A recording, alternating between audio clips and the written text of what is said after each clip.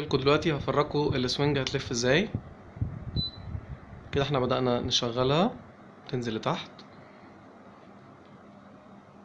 لو احنا حبينا نثبت على الوضع ده هيرجع اوتوماتيك، يعني artificial intelligence او الذكاء الاصطناعي بتاع الجهاز هو ما ينفعش يبقى ضارب لتحت قوي، فلازم يرجع اوتوماتيك منه لنفسه للوضعية اللي احنا ثابتين عليها دي دلوقتي. فاحنا لو شغلنا مرة تانية هيبدأ ينزل تاني للأرض، لو دوسنا ستوب هيرجع لوحده اوتوماتيك تاني.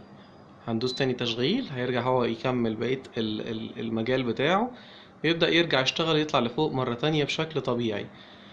طبعا عندنا خاصية اللمبة، خاصية التربو ليها لمبة مخصصة موجودة هنا داخل العلامات اللي بتبين لك تشغيل الجهاز. ودلوقتي لو شغلنا التربو مود هيظهر العلامة الثالثة اللي موجودة على اليمين.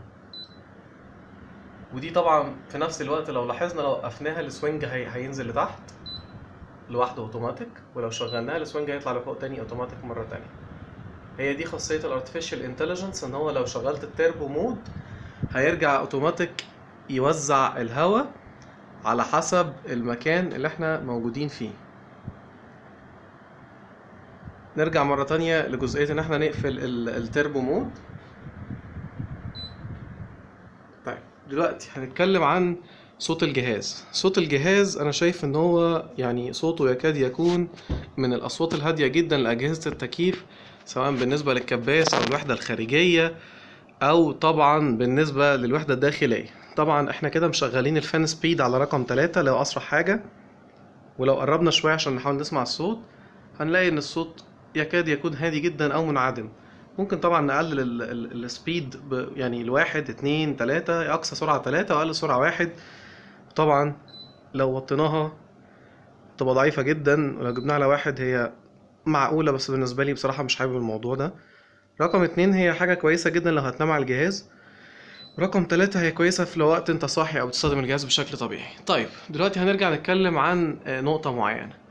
الجهاز ده قبل كده زمان ما كانوش بينزلوا فيه خاصية او علامة بيبين لك الفلترز لو متوسخة او عايز تغير تنظف الفلتر او ما الى ذلك. دلوقتي نرجع نقرب تاني.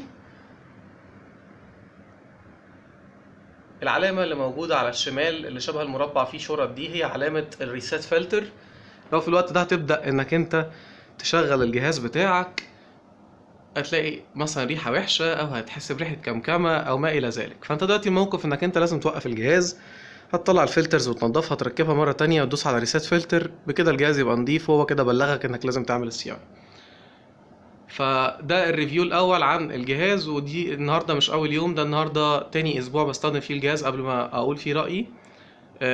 طبعا يا رب يكون الكلام اللي انا وضحته يعجبكم. دلوقتي هوضح لكم الريموت كنترول الخاص بالجهاز، هرجع لكم تاني.